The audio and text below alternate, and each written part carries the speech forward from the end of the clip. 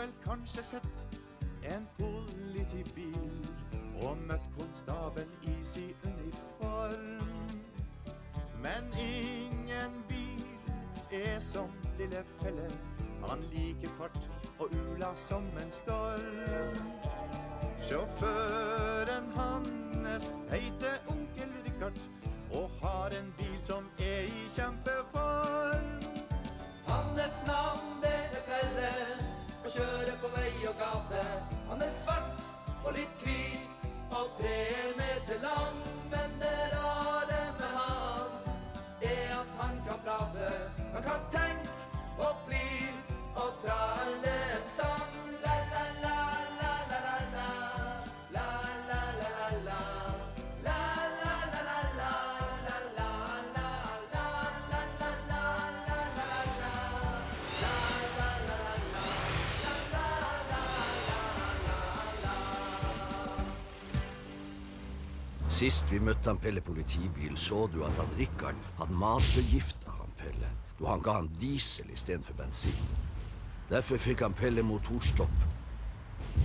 Men heldigvis kom hos Salles sykebil og Jannes sykebildame forbi. Og de sleppte han Pelle til et verksted.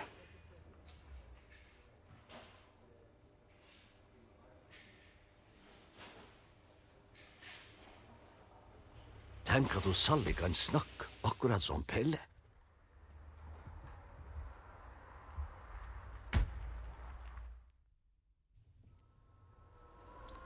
Han Richard har surret han Pelle fast til senga si med et tau, så han Pelle skal føle seg trygg. Nå står han Pelle og søv utenfor huset hans Richard. Det mørkt, og vinen blir kraftigere og kraftigere. Den tar tak i han Pelle og duver han opp og ned på støttemperen. Men han Pelle merket ingenting. Han søv så tungt og bare snorka videre uten å høre vinen.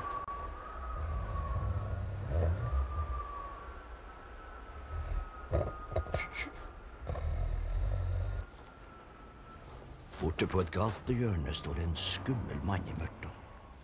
Han ser en politibil som står med fortauet. Det er politiet, tenker han. Og så gjemmer han seg attom hjørnet. Kanskje politibilen bare står parkert der for natta?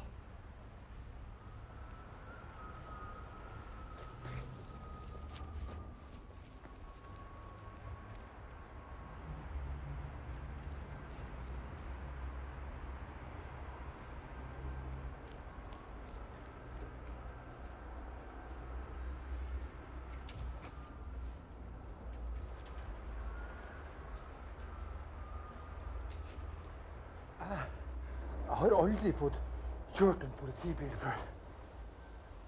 Men nå skal jeg få kjøre den.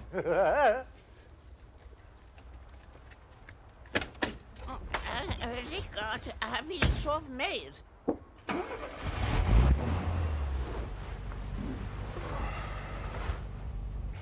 Han Pelle trykker seg ned mot asfalten og vil slett ikke stå opp. Da oppdager han plutselig at det ikke er han Richard som har startet motoren hans.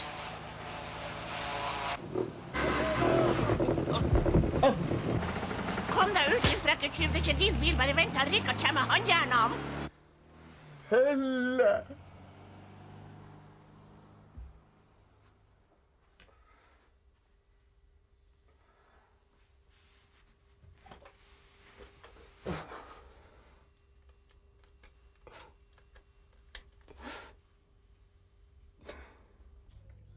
Ja vel?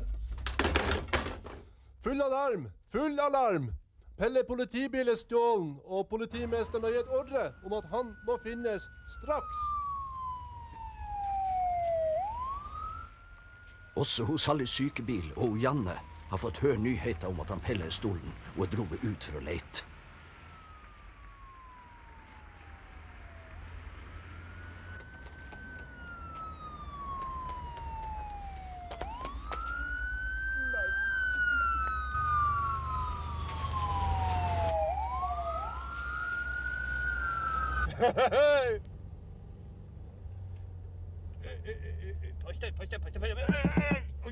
Hjelp, Richard!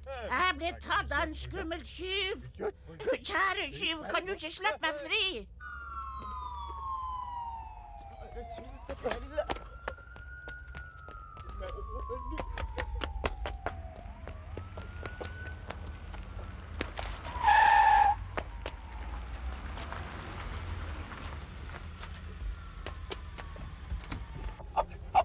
Pelle er blitt stjålet. Dere må hjelpe å lete.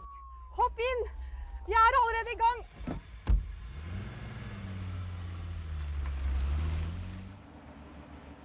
Han Pelle hutrer skjelv når han tenker på hvor langt bort han er fra han Rikard. Han aner jo ikke at han Rikard er ute og leter etter han. Kanskje jeg aldri mer får se han igjen.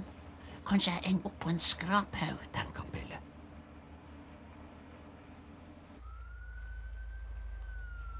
Hos Sally sykebil synes også at det er veldig trist at han Pelle er blitt bortført.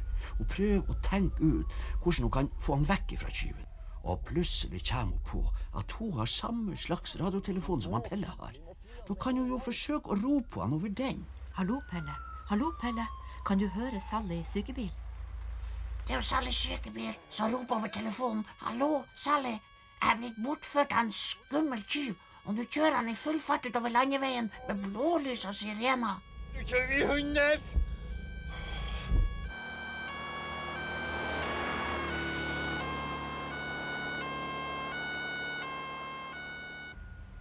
Han Rikard og Janne er så opptatt med å se etter han Pelle at de ikke oppfatter at Sally prøver å snakke til dem.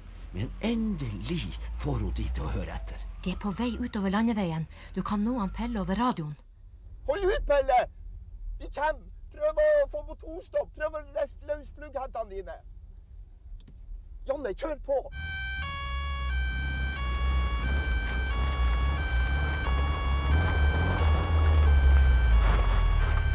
Verdens navn og rike skal det her bety. Altså, for en dustebil du er! Så stopp midt uti... Og så uti her. Her er det jo så mørkt. Og så skummelt. Men det er sikkert bare ei ledning bak i motoren som har løsnet. Jeg skal ordne den der ledningen med en gang.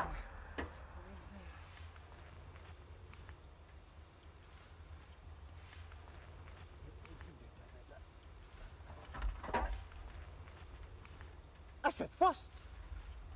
Hjelp! Slipp meg løs! Neida. Hjelp! Slipp meg løs! Det vil jeg ikke. Nå fikk jeg deg. Du kan jo sette til han Rikard kommer og arrestere deg. Der kommer Rikard!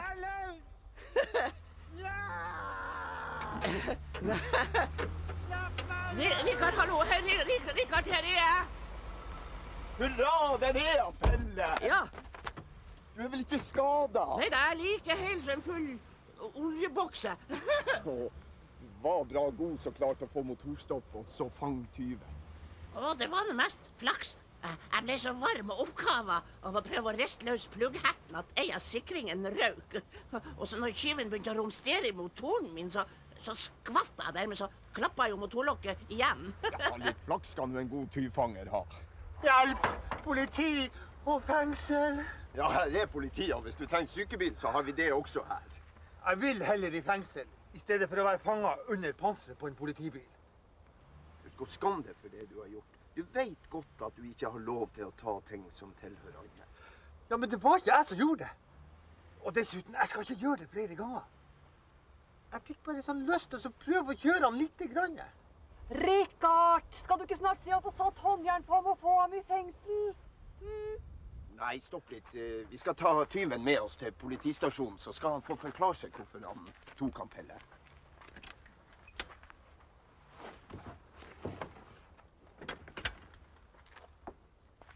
Jeg vil ikke stå ute i natt.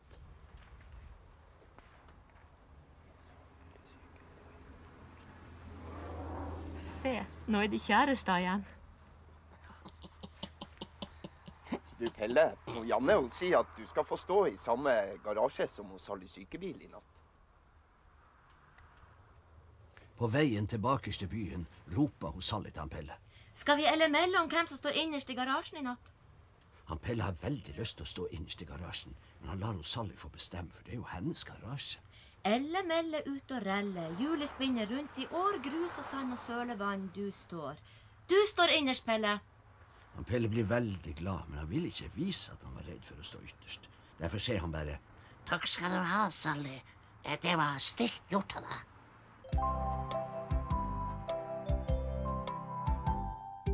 Tyven Polyen rømte til Aten. Der traff han et par sko som stakk fra Polito. Tyven Polito sette seg på do. Han hadde diaré og smetta Politre.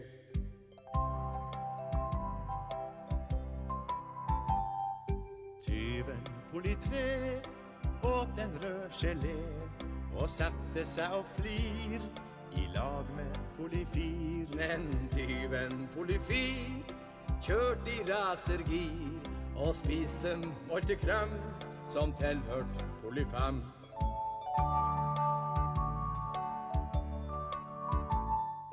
Tyven Polyfem, som var så lett å skrem, han trodde han så ei heks, men det var Polysex.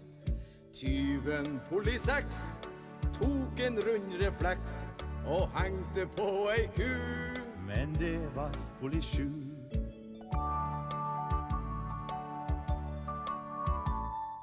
Tyven Polysju var skrekkelig sjalu. Han ønsket seg et slott, for det hadde Polyott. Tyven Polyott seilte i ei pott. Der dreiv han fiskeri i lag med Polyni.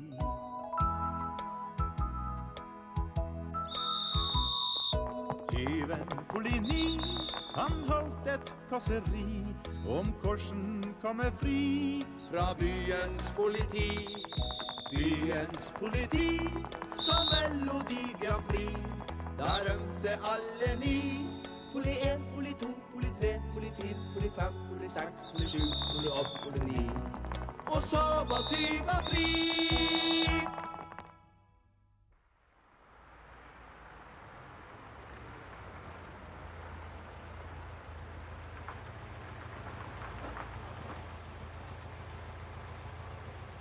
Ja, så var vi her. Nå skal du gå inn på politistasjonen, og så skal du fortelle hvorfor du tok han Pelle. God natt.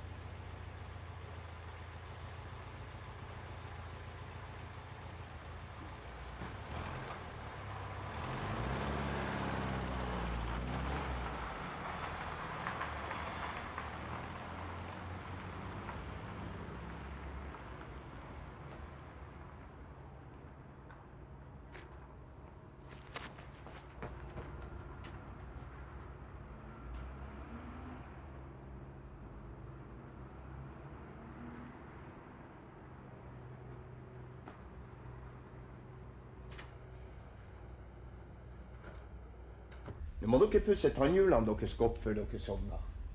God natt, Pelle. God natt, begge to. God natt. God natt. De to bilene sovna nesten med en gang.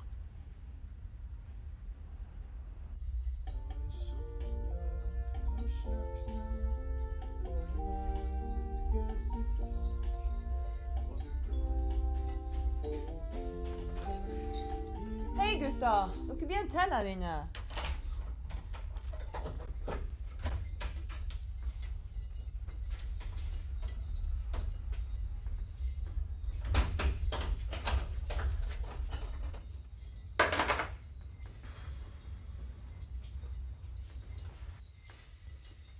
Er det ledig der? Hva dere holder på med, gutta? Jeg holdt på å lage en melodi. Enn du? Jeg holdt på å lage suppa. Altså, det er ikke rømmegrøt. Nei. Kan jeg stjele meg en tallerken? Du kan få den når du blir ferdig. Er suppa ferdig? Nei, suppa er ikke ferdig, men er melodien ferdig? Ja. Da tror jeg vi tar den mens vi venter på at denne suppa blir ferdig. Når sola har sløkna for mørket sitt tak, og du kan få hvile i ro og i mak. Stemplene som hopper så fort opp og ned har lagt seg til ro i botten et sted. Gnistan fra køylen fordeler og plugg. Brente bensin som sola tok dugg. Mange små høster de la ut i trav, fikk pusten tilbake da motoren ble slått av. Tannhjul og aksling tok til å drei. Hjulene fikk trille på gate og vei. Farta var oppe på høgste nivå. Senka seg sakte da bremsene kom på. Lysene har sløknet, det blitt kveld. Du skal få hvile under din feil. Garasje som teppe, motorvarmeren på. God natt og vær trygg bak lås og bak slå.